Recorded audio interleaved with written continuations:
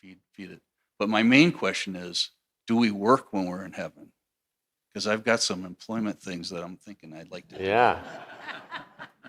I believe we do. I think that we will be in heaven and we won't think of it as work, but we will be so happy to just be in the presence of Jesus, who provides light to the whole place, and we will be going around doing all of these heavenly jobs, like, I don't even know, polishing up the diamonds on the wall or scraping the gold. I don't know what we'll be doing, picking the fruit for our small group later, where we get to go just have fun with our family or talk to our friends, uh, things like that, that it won't seem like work, and I don't think we have to do any of it.